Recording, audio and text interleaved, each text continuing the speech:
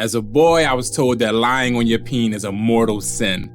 Lord knows I used to lie on mine. You gotta pay the piper at some point though, and I was certain those lies were the reason I almost died that night. Trash to Peace Theater, the Meat Myth Mall Massacre.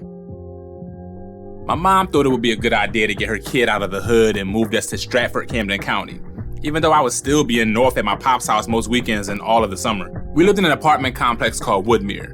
It wasn't as bad as I thought it was gonna be since there were hella other black boys and girls there and in adjacent complexes. We were deep and nobody messed with us. My best friend was Archie.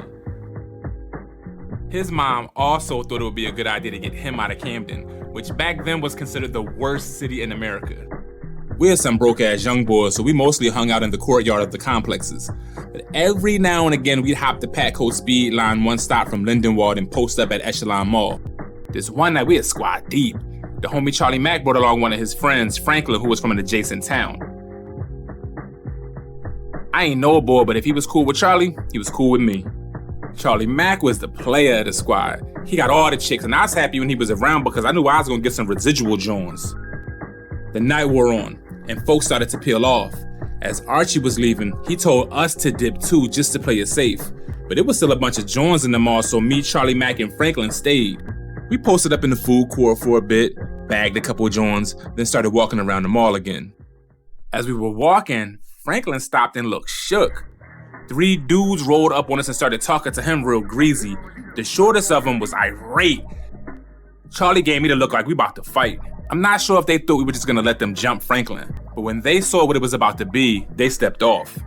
Now remember, I'm not a thug. I'm thug adjacent.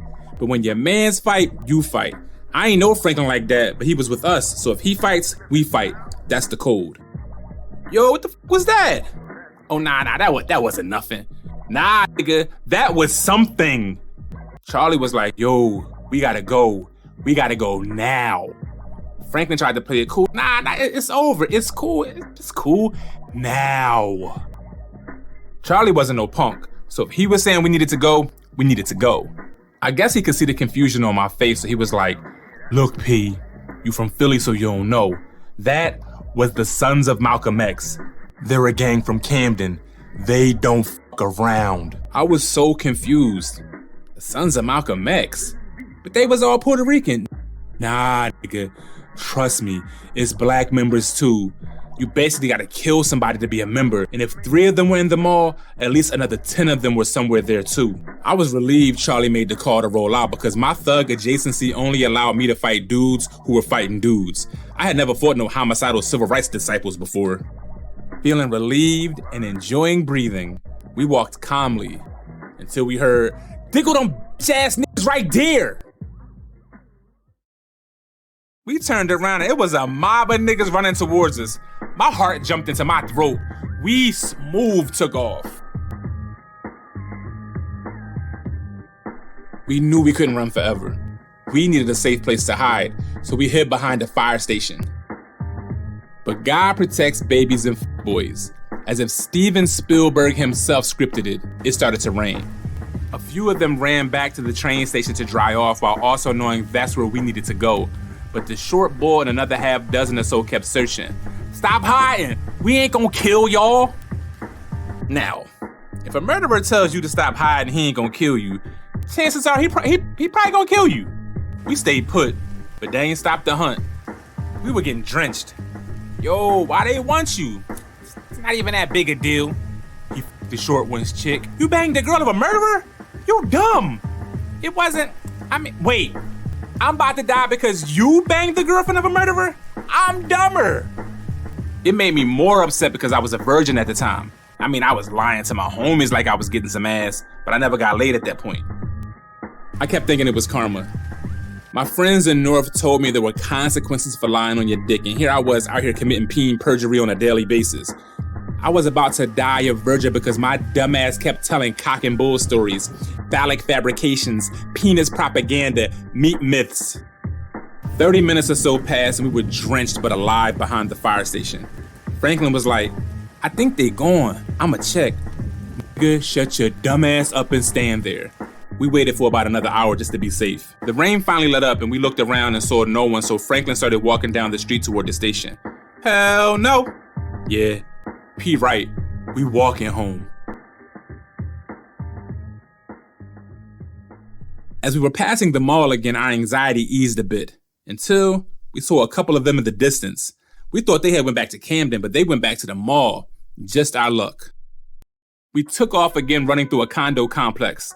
I don't think they saw us. Then why the f*** are they chasing us again? The entire time we're running, I'm thinking it's my fault we getting chased again since I told so many shams, dick disinformations, wee whoppers. But praise be to fuck niggamus, Shallow be his name, that we stumbled across a party. It was a bunch of older people, but one was like, "Damn, Charlie, where y'all running to?" He spoke to John, explained what happened, and she told us to go inside. Come on, y'all, we good. We walked in and they gave us beer. Now at the time, I didn't drink beer, but I drank that joint that night. I'd be damned if I was gonna die a virgin and never having had a beer. Fuck that. Some time had passed and John came back in like, "They going, y'all. But y'all don't gotta leave if y'all want to, though." We stayed where it was safe. We danced, we drank, we danced some more. My curfew was approaching, but I figured my mom would rather have me alive and late than killed over some forbidden woony Franklin got. We finally started trekking the last 2 miles back home. Franklin kept trying to talk about goofy stuff, but we were so over him that night. Yo, shut up. When we got back, Archie was in the courtyard. Yo, I told y'all dumbasses to leave, hard-headed, horny-ass niggas.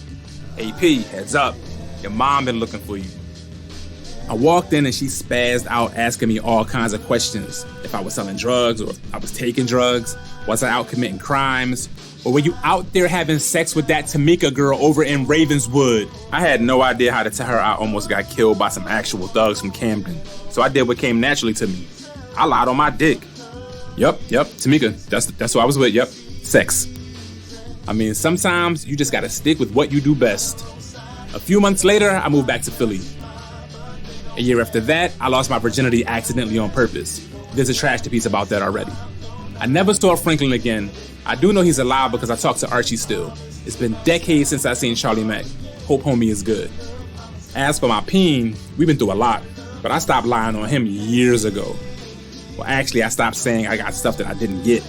These days, I'm more inclined to lie the other way and say I didn't have sex with Johns I did have sex with. It's like credit, right? People you're embarrassed about fall off your record in like 7 years, right? Right?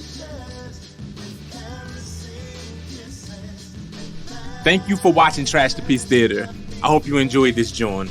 If you're new, go catch some of the older episodes. If you want to support the channel, you can join the Patreon, drop $1 or $10 into the Cash App, or just hit the like button and leave a comment. All of the above helps.